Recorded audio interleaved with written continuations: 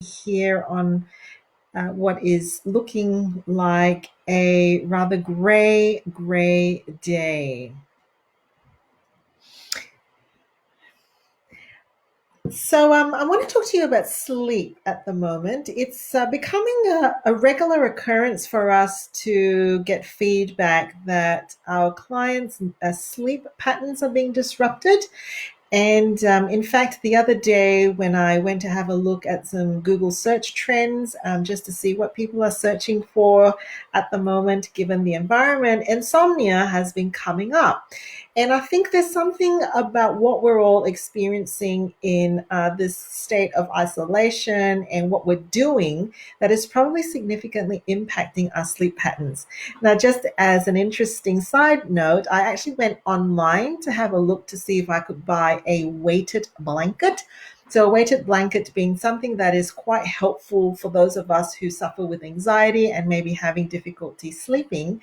And lo and behold, there seems to be a shortage of weighted blankets.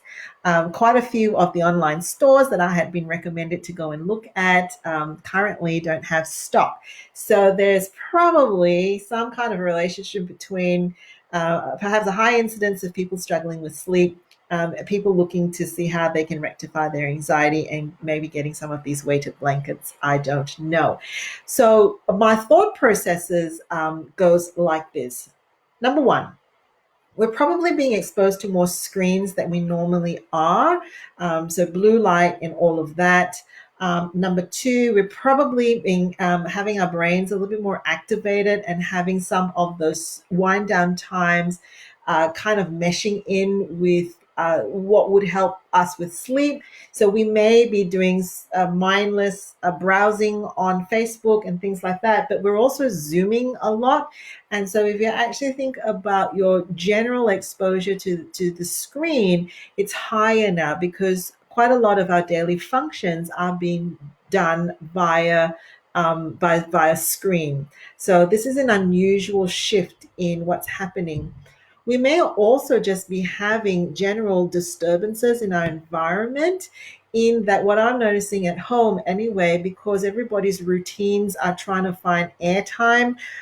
What would normally be a really quiet time at night after 10 can be a prolonged, noisy, chaotic environment, up to midnight or even 1 a.m. as we all try to get some oxygen, to have downtime and just have quiet, like not to have anybody around our environment. So some of us may also be pushing our sleep patterns out because we're looking for times when nobody is around, maybe to disrupt us.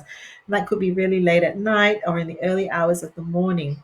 So, what I want to clearly say is that please be watchful of your sleep. We're coming into the winter months now.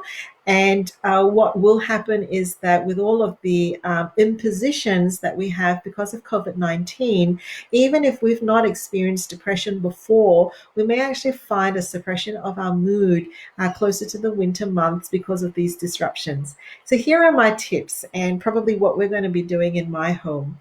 I'm actually now trying to modify and moderate the different ways that I'm actually taking in information and having meetings so that I'm not always exposed to the screen.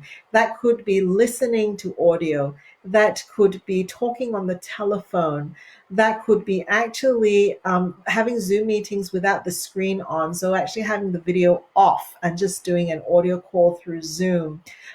Reading books and having, so that's tip one, is try to change the medium by which you're doing some of the things so that you moderate your exposure to screen time. Number two, and this is what I'm probably going to delegate out to my children today, perhaps consider creating some sensory stations in your home so that you are able to have a sensory circuit breaker and feed your sensory needs. One of the things we've been talking about at home is perhaps in the nighttime is to, in one of the tables outside, is to actually have a cluster of candles so that we're encouraged to look off our screen actually and look ahead to the flickering cluster of candles that's far away. You might want to even have a sensory touch station. I've been kidding with my adolescent kids that I really want to get homemade Play-Doh going again. You may want to have a space that's dedicated to the hearing senses.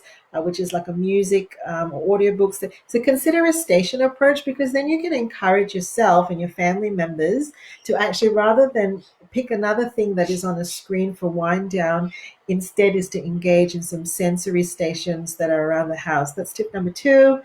Tip number three, I always have this thing where I forget the last thing that I want to say. I remember. Try to keep your awake hours in shape as much as you can. If you are finding that you need to find quiet space, and so you're staying up later and later to get that, consider how you can actually talk with family members in the home as to how those needs can be met in a way that is done in your waking hours. So I've talked about this before. I've heard some people who are converting cubby houses into reflection spaces, that maybe they can be a bit of a roster where you say that I'm just going to need to go and have some downtime, nobody disturb me. Or you put a notice on your door that says, this is downtime, nobody disturb me, so that you can actually problem solve together as a family how each of you can get that quiet downtime, not interrupted space during your waking hours, so that you're not finding that you have to gravitate and grab to the early morning or excessively late nights. Try as much to keep your sleep in shape right now. All right, those are just my ideas that I've got for you today. Take care.